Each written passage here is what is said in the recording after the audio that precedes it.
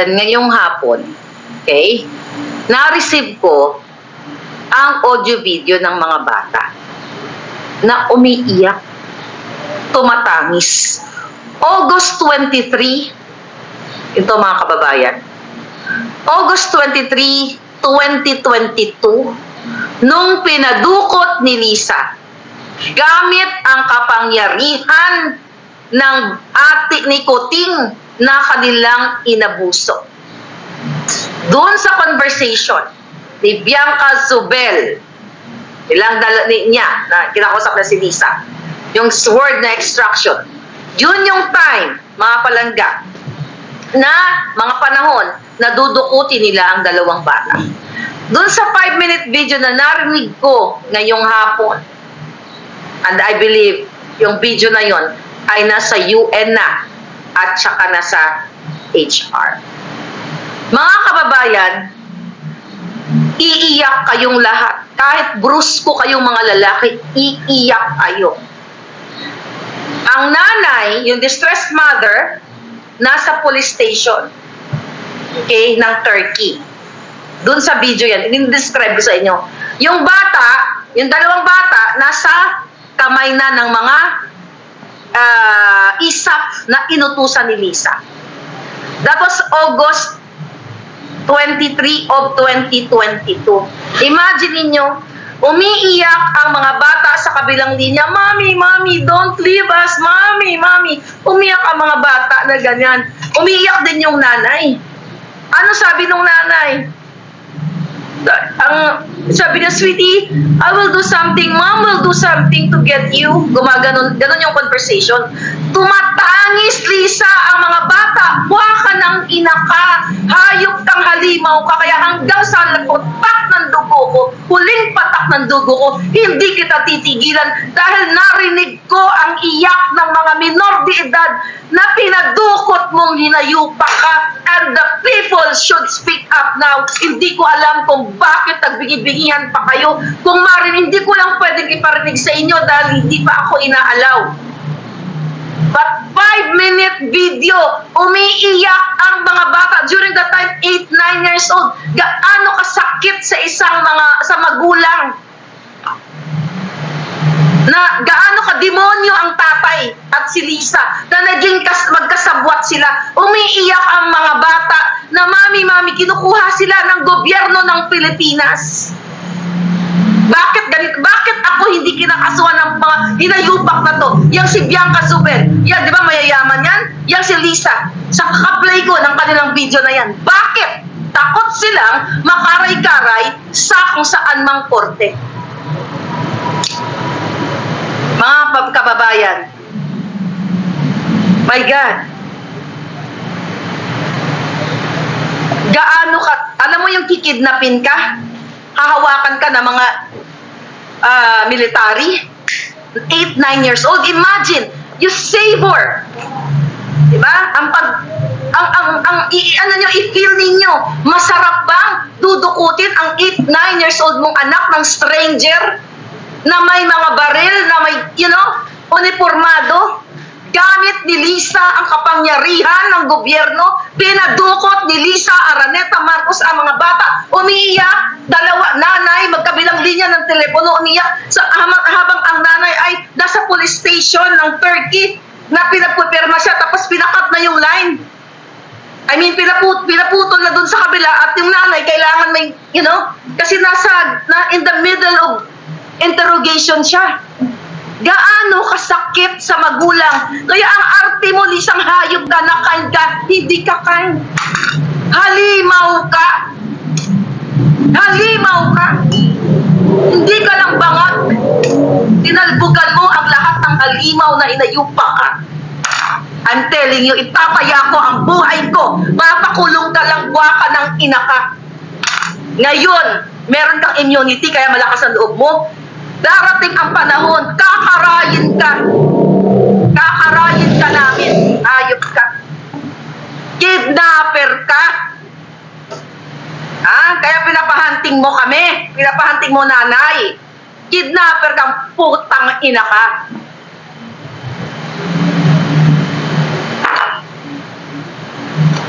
One day, mga kababayan, one day, you will hear everything.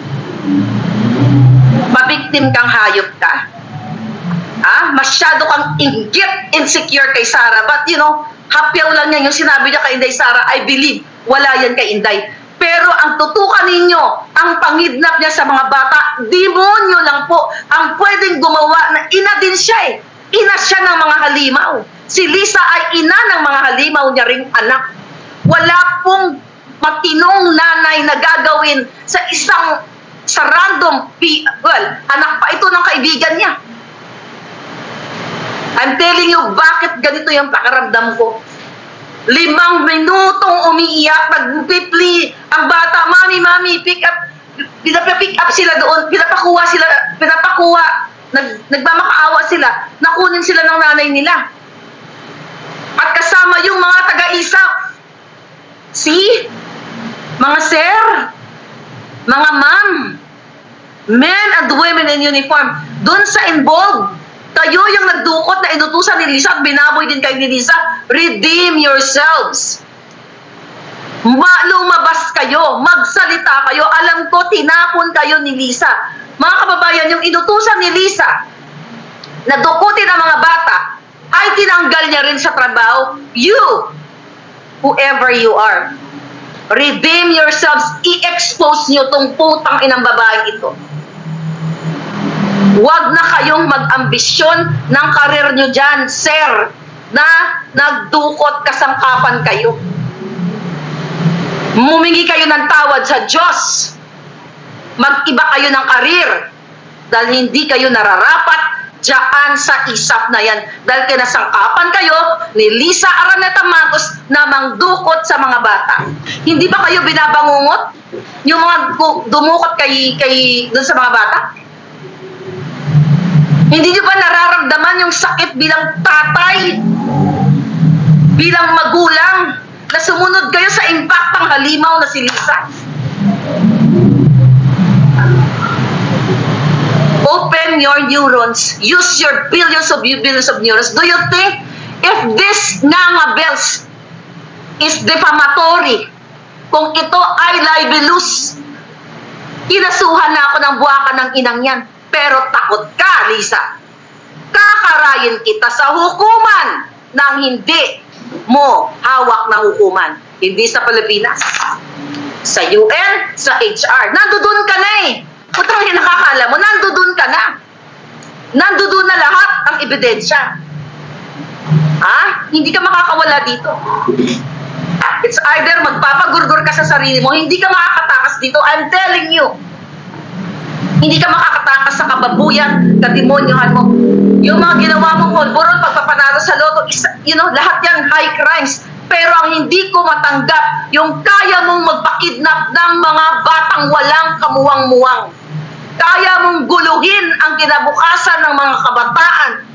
Tapos aarte ka dyan, nabigat lang ka, na nasasaktan ka dahil sinawag ang iyong asawang bangag.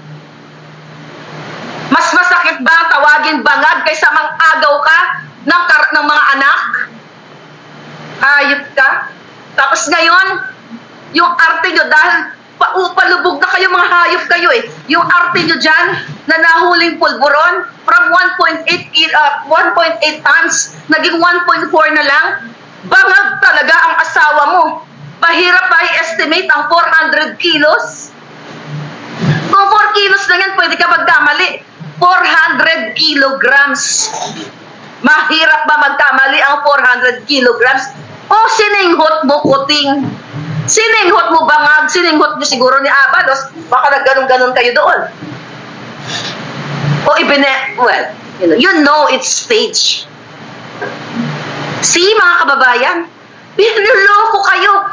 Ang yabang-yabang niya kahapon, 1.8 tons. Naku, this is the biggest, pulburon bust ever na walang madugo, walang natumba, chuchu-chuchu.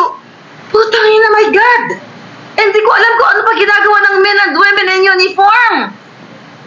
Tapos itong si Speaker Pantaleon Alvarez, nung nagsalita doon sa Maisog na parang ang sinasabi niya, kinakausap niya na mag-withdraw ng support ang mga military, kakasuhan nila. Sedition. Paano naging sedition yun? Sinabi ba ni Alvarez na gurgurin nyo lahat? Ganon? Wala naman sinabing ganon ah. Mga palangga, balikan natin ang pulburon. Ang dahilan, kaya pinababa nila ng nilawasan ng 400 kilograms para ma-justify nila kasi ang dami ng ang daming mga galing natin mga palangga. Andyan si Sas, andyan sila Joey, andyan sila Lorraine, ang dami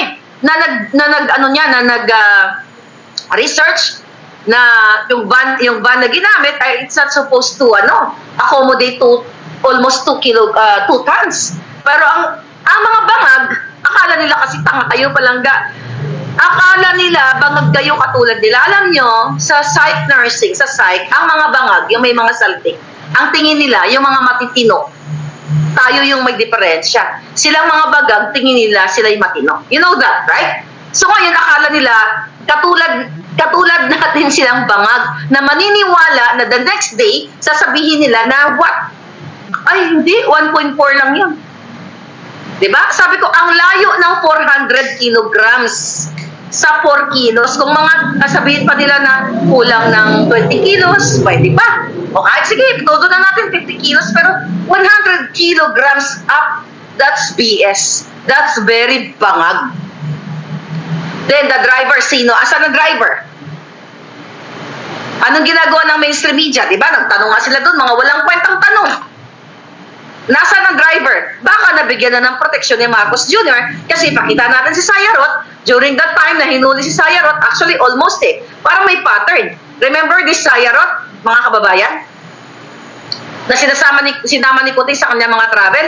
Ilan ang nahuli dyan? Halos pareho, almost 2 tons din ng pulburon. Mix yung Coca-Cola na paborito ni Kuting at saka yung Shab-Shab. So almost 2 tons din ang nahuli dyan, ang na-intercept dyan ng Australian government, 1.8. Ayan, kasama nila. And again, hindi yan nakakulong ang taong yan. Okay? Yung taong yan, si Sayarot, tignan nyo ang picture ulit. Andyan si Halimaw Lisa, si Kuting, andyan si Tambalusdos. Okay? Ayan si Sayarot. Ngayon, mga kapagpalangga, nakalaya yan. Non-available pero binigyan yan ayon sa ating source, binigyan ng protection, binigyan pa ng security or PSG security personnel yung taong yan. No wonder, mga kababayan, kaya yung nahuli doon, yung ex-army ba yun, Filipino-America, nasaan na? Ano ginagawa ng mga media? Mga takot, mga duwag, kasi puro vested interest lang ang ginagawa ng mga hinayubak na ito. Ngayon, kaya sabi ko, sino ngayon ang fake news? Si Marcos Jr. Nagbida-bidahan, siyempre once bakit hindi nyo iparetract lahat ng sinabi ni Marcos Jr. na 1.8 kilograms? Burahin nyo lahat ng balita tungkol sa sinabi niya. I-delete ninyo. Katulad ng ginawa ng Presidential Communications, katulad ng ginawa ni Cesar Chavez na tinawagan niya ang Tribune na ipa-take down yung document na ipinakita ko na pre-op tsaka authorization to operate, mga palangga, na yun daw ang fake news. Pero it turned out, mga kababayan, na yung dokumentong yon ay totoo at sumulat na nga yung investigating agent sa Senado, sa Kongreso, sa PDEA, sa Office ni Kuting, at kinonfirm na yan privately. I have to say that. Hindi ko nakausap diretso si Senator Bato, but through our common friend, I have to say this, Senator Bato. I have to be honest with my palangga. You confirm that na-receive mo na ang sulat ni investigating agent. So, again, inihipo ko yung iyong ulo. Inihipo ko para gumana yung mga neurons mo na ipatawag na as soon as possible si investigating agent. So again, balik tayo sa fake news. Pina-take down ng gobyerno ang post ng Tribune kasi sinabi, pinost si Maharlika kasi daw ito ay fake news, ito daw ay AI generated. Tribune, I challenge you. Kapag narinig nyo ang testimonial ng investigating agent, pag nag-Senate hearing, ibalik nyo yung post nyo. You apologize to the people. mag-apologize sa'yo dan buboljakin ko kayo ng bonggang-bongga. Ngayon, sino ngayon ang fake news puting? Doon sa 1.8 na yon, buwarahin nyo lahat ng balita dahil nakaregister na yan, forever na yan nakalagay dyan. Buwarahin nyo, or ibalitan nyo yung balita, kaya naging kaya from 1.8, naging 1.4, kasi sininghot ni Kuting. Sininghot ni Marcos Jr. nung off-cam na, gano'n niya, ganon. Inubos niya kahapon ng 400 kilograms, buhay pa, no? Yun, lagay niyo, ipalit niyo. So, kayo ang fake news. Sino ang fake news? Si Maharlika? Kayo ang fake news. Kayo ang kriminal, kayo ang mga halimaw. Kayo ang kidnapper, smuggler, lahat na. My God, mga kababayan, you have to move like jogger para ma-justify yung capacity ng van. Na-explain ko na yun ay stage. Balikan nyo na lang dun sa isang video ko. So ngayon, mga kababayan, okay? Ano gagawin nyo? Ha? Anong gagawin natin? Hindi kayo kikilos? Nakikita nyo ang mga halimaw? Pinapatay na kayo dahan-dahan? Nakita ninyo yung huli, yung stage doon sa pulburo na yon. Papalit-palit. Ang layo, ulit-ulitin ko, ang layo po ng 400 kilograms na hindi kayang tansyahin itong mga pulis na ito. Kasi nga, we all know na stage. Nakita nyo kung paano i-coach ni Marcos Jr. yung pulis. Na kapag nagsalita yung pulis ng something-something na hindi naaayon sa panlasa ni Kuting, mag-i-intervene sila. Only the bangag president in the Philippines ang nakakagawa niyan na nagdi-disclaimer na winawarningan ang mga media na kapag nagtanong o nagsagot itong pulis ay haharangin nila. Kahit elementary. My God. Sabi ko nga, kahit ano ang religious belief mo, kahit ano ang political affiliation mo, paniniwala mo, kung gagamitin mo ang utak mo, alam mo na binubudol kayo ni Marcos Jr. At ngayon, nasama pa sa 100 most influential pulboronic. Magkano binayad mo, Lisa, sa Time Magazine? Sanay ka magbayad. Sanay ka magbayad ng foreigner. Kasi nga, during election, may binitbit ang mga foreigner doon sa headquarters. In-expose na yun ni Atty. Glenn, in-expose ko na rin sa inyo. Dahil pinakilala mo mismo sa akin ang mga foreigner, mga Romanian, or iba-ibang lahi, ang nakialam sa election noong 2022. But I will leave that to Atty. Glenn Chong, expertise niya. Nakita mong hayop ka? So ngayon, mga kababayan, napakalungkot. Alam mo, ngayong araw na to, mga palangga, talagang habang pinapakinggan ko yung audio, tumutulo talaga ang luha. Talagang nagmura ako ng talagang malakas sa malakas. Kung pwede lang magurgur si Lisa sa mura, kung matagal na siyang nagurgur. Ganun po kademonyo si Lisa Araneta. Lahat kasabwat niya. Smuggling. Pakita nga natin si Michael Ma. Patata si Jung Jung Chun. Oh, hi. You guys are great. Thanks for the support. Okay, thank you very much. Sama-sama tayo. Babago muli. Okay, just to let you know, Lisa, na-report ko na rin sa authority ng Amerika na kasabwat mo yan. I'm not gonna say kung saan. Yan, di ba? Hindi mo kailangan maghanda. Nireport ko na po siya dito sa authority sa Amerika na yan kasabwat niya sa smuggler. At even, lahat, hindi ko muna sabihin isa-isa dito hayop ka. Sabi ko sa iyo huwag kang gumamit ng proxy. Tayong dalawa maglaban, head on. Huwag kang gumamit ng mga dugyot na magpapile ng case against you kasi lulunukin ko ng buo yan. Pipisatin ko na parang tungaw yung mga buwakan ng inang yan. Believe me. Dahil nasa panig ko ang katotohanan. Ikaw ang mag-file ng case. Kasi hindi ako pwede mag-file ng case sa'yo. Kasi may immunity kang impacta ka. Pero pag nawala na kayo, hanggang June na lang kayong mga hayop kayo, wala na kayong second zona. Diyan, abangan nyo. Aatak-atakin kayo ng kaso ng taong bayan. Lalo na ang kidnapping involvement mo, ang pagiging mastermind mo sa kidnapping. Kahit tinubos nyo na ang 83% na national budget na disperse nyo ng hayop kayo, hindi epekto yung mga pera-pera niyan. Katotohanan ang manaig, Lisa, at sa awa ng Diyos, mabubulok ka sa bilangguan na buwa ka ng Genemis ka. Mga kababayan, ang First Lady nyo, maliban sa smuggler, nagpapanalo sa loto ng loan better, kidnapper, gusto nyo pa ipagpatuloy? Tanungin ko kayo, mabigat po ang aking akusasyon sa ahas na to. Mabigat ang akusasyon ni Glenn Chong sa kanya na siya ay dinistrongkar kasabwat niya ang Smartmatic na nakalagay sa signed affidavit ni Glenn Chong. Bakit hindi makasuhan si Glenn Chong? I will talk about Smartmatic. Nanalo kami dito sa case. Maybe later, mga palangga. Okay? Kasi ipapakita ko sa inyo doon sa Smartmatic. Remember si Atty. Glenn Chong pumunta ng Amerika? Nag-test na gano'n siya, forward siya ng declaration, isa sa dapat sa magtestigo sa korte. Only sa akin, papakita ko sa inyo, babalangkasin natin ang declaration.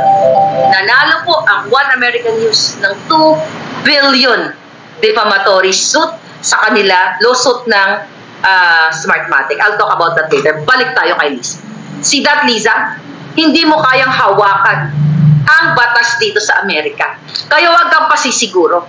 Ang involvement mo, kaya nga kung gusto mo talaga akong makulong, kasi gusto niya akong patayin, gusto akong gorgorin ni Lisa, gusto niya akong makulong, ito na yung chance mo. Ito na yung chance mo na tinatawag kitang kidnapper. Oh, yan na yung chance mo, mga kababayan.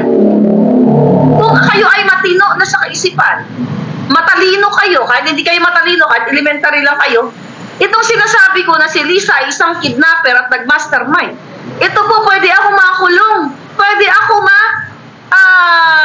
convict sa sinabi ko, kung ito ay gawa-gawa ko lang. Hindi ka pwedeng gagawa ng kwento na si Petra ay ganito kidnapper at wala ka naman makitang ebidensya. You know what I mean? Hindi ka pwedeng magsalita ng ganyan. Diba? Eh yun nga ang mga sinabi ko na available na lang sa media na mga scammer na nakapaligid sa kanya. Nag-file sila ng case. At doon na sa media. Eto wala to sa media, only here. Kay Maharlika, inaakusahan ko si Maria Luis Cacho Araneta Marcos Ahas Smugs na mastermind ng kidnapping sa Turkey. Diba? Kung ayaw, kung nagbabayad siya ng dugyot, gusto niya akong patahimikin, nagbabayad siya ng media, yung mga media, wala nga sinasabi. Ako, this is very powerful. Ngayon, mga palangga. When asay nanalo, nag-settle. Diba? Nanalo, syempre, hindi na nagpinorso yung, we'll talk about doon sa may nag-comment kasi, doon sa 2 billion na settlement ng Smartmatic. Eh, ang Smartmatic nagdemanda sa OAN, One American News. Nag-settle sila. So, ibig sabihin, natakot si Smartmatic. Kasi hindi na tinuloy yung kaso, nag-settle sila. So, sinong panalo doon? Hindi kami. Walang nangyaring hearing kasi in-stop na, nag-settle na. So, that's my explanation. Balik tayo kay Lisa. Kay Cordoroy. Yung mga galit sa akin, na mga matatalino, o mga dugyot, sige, matalino kayo, magagaling kayo. Sabihin nyo kay Lisa Araneta Marcos, di ba gigil kayo sa akin? Gusto nyo ako makulong. Ini-edit yung may picture ko, nilalagay nyo ako sa kulungan, di ba? Totohanin na natin, sabihin nyo dyan kay Lisa, Lisa, binababoy ka ni Maharlika. Sinasabi ni Maharlika, kidnapper ka raw. Ikaw daw ay kasabwat ni Francis Chua. Ba't hindi ka magkaso? May nilabas ako mga messages nyo dyan, pinatake down ni Patricia Martin, yung assistant secretary mo, kayo sa PCSO, gusto nyo i-take down yung akin page, nagtagumpay kayo, 2 Facebook page yung pinatake down ko, at gusto nyo pa mga mag-file ng kaso, kaya lang wala kayong makitang legal aspect na pwede akong kasuhan, kasi nakalagay doon sa conversation na ikaw ay public figure. Even na ikaw ay public figure, ang akusasyon ko sa iyo ay kidnapper ka at nang daya ka sa election. Ayan si Atty. Glenn Chong. Sabi ko nga, kung kayo matalino, si Atty. Glenn Chong ay nasa Pilipinas. Paulit-ulit sinasabi ni Glenchong na si Lisa ay nakipagsabwatan sa Smartmatic. Di ba kung hindi yan totoo, most powerful siya, kinasuhan na siya. Pero ang ginawa ni Lisa, naghanap siya ng mga taong kasabwat niya, pinakasuhan si Attorney Glenchong for disbarment. Kasi ayaw humarap ni Lisa ng head-on. Ayaw niya humarap. Kasi ilalampaso namin siya sa korte. Ilalampaso ka namin. Di ba abogada ka? Ako hindi ako abogada. Ha? Ilalampaso ka namin sa korte. Sa kataas-taas ang hukom at kakarayin kita kasama ng ebidensya. Oh, bakit tayo mo kasuhan? Yung mga kaso-kaso mo, Diyos ko, pang ano yun? Pang tungaw. Lulunukin ko kayo ng buo, lahat. Lulunukin kita, Lisa, ng buo. Gago ka. At malalaman ng buong bayan kung gaano kayo kahalimaw. Ikaw, Marcos Jr., walang backbone. Ang itlog mo kasi laki ng botike. Bangag. Maawa ka sa Pilipino pero wala kang awa kasi ang mga durugista, mga pulboronic, wala silang pusong Pilipino. Ang puso nila puro kasamaan. Diba? Kung kaya ni Marcos Jr. umarte-arte doon sa, what do you call it? Pulboron bus, chuchu-chuchu na yun. Kung kaya kayong babuyin ni Kuting, kaya niyang babuyin ang sarili niyang kapatid. Na si Amy Marcos, kaya niyang babuyin yung mga kamag-anak niya. You just don't know. Marami silang mga kamag-anak na binababoy din nila. Yan ang nakarating sa akin. Sa Marcos side. Binababoy mo, Marcos Jr. Tapos ang namamayagpag, yung mga aranetang mga sindikato, si Lisang smuggler. Oh, hindi ka na magtatapos, hindi ka na aabutin ng Disyembre. Wala ka ng second zona. Itaga mo yan sa bato. Wala ka ng second zona. Sa tulong ng taong bayan, hindi na dapat magka-second zona yung mga buwaka ng inang niya. Dahil si Lisa Araneta, uulit ko, ay isa pong kidnapper. Oh. Diba? Sa tingin nyo, hindi crime yung, hindi ako pwedeng kasuhan na inakusuhan ko siyang kidnapper? O mag-isip kayo, pero bakit di siya kumakaso? Mag-iisang taon na akong nagnangangak tungkol sa kanya. Anong kinatatakot niya kung nasa tama siya? Ipaparinig namin sa buong mundo ang tangis ng mga bata, ang tangis ng nanay na hinayupa ka, ang mukha mong korduroy nung nakipagsabwatan ka sa DFA. Mga kababayan, you have to move now.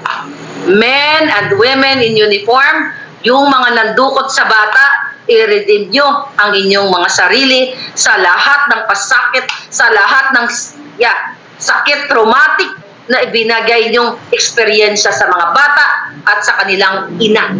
Wala kayong kasing sama sa pakikipagsabwatan kay Lisa Marcos. Ibukilya nyo na. At least mapatawad namin kayo. Dahil kayo ay sumunod lamang, dala ng inyong pangangailangan, dahil gusto nyong ma-maintain sa inyong karir. Dahil kapag nawalan kayo ng trabaho, ay kayo naman ang gugurgurin ni Lisa. Kawawa rin yung pamilya ninyo. Pero kung kayo ay magsalita at i-redeem nyo ang inyong sarili, humingi kayo ng tawad sa nanay at sa mga bata at ibukin nyo ang mastermind. Kahit ako, patatawarin ko kayong mga kayo. I challenge you. You know you are. I-booking nyo ng tanginang ito. Actually, kahit hindi nyo i-booking, ebidensya na magbubuking sa kanya. Pero again, right now, may immunity pa mga buwakan ng inang ko. You wonder kung bakit, ang mga tanga dyan, umarli ka, kasuhan mo. Paano mo kakasuhan yung buwakan ng inang kuting na yan? Tsaka si Lisa, may immunity, kaya nga nakakapunta sa Amerika. Dapat kung walang immunity, nadampot na yung buwakan ng Ginemes na yan. Dapat impeachment si Kuting. Pero paano ka mag-file ng impeachment? Kasabwat na si Tambaluslos. So mag-isip kayo ha, mga dugyot. Antayin nyo pag nawala yung buwakan ng inang mga yan sa pwesto. Antayin ninyo at ipapakulong natin yung hayop na yan. Papakulong ka ng taong bayan, Lisa, sa lahat. Smuggling, pulburon, kidnapping, lahat ng kasamaan mo. Okada, bribery, lahat, extortion, nasa iyo ng demonyo ka. Hindi ko alam, ipinaglihi ka yata ng magulang mo kay Satanas. O baka, ibinenta mo na ang kaluluwa mo kay Satanas na hinayupa ka. Yes, kulang to. Yung mura ko sa'yo, kulang pa. Kung meron pang pinakamalupit na mura, ibubuhos ko, ibubuga ko sa'yo. Dahil sa pakikipagsabwatan mo sa lahat ng mga demonyong mga iligal. Anyway, mga babalpalangga, you have to speak up. You have to move now. Or else, kawawa ang taong bayan. Binababoy kayo ni Lisa at ni Kuting, ni Tambalos. Lahat kayo. Ewan ko itong mga kongresista at senado ng mga ito. Oh, by the way, bago ako umalis, Senator Bato, sinabi ko na dito sa mga tao na kinonfirm mo na natanggap mo privately sa ating common friend na natanggap mo ang sulat ni investigating agent na kung saan nakapirma dun sa dokumentong inilabas ko na sinabi ni Lasso na AI generated. Nagbabantay kami sa'yo. Huwag mo akong biguin, Senator Bato. Huwag mo pong pilitin na itong magic wand na ito ay tumagos dyan sa screen ng TV mo. Anyway, this is your fair lady Maharlika. Maraming salamat po. Magbabalik muli tayo. Thank you.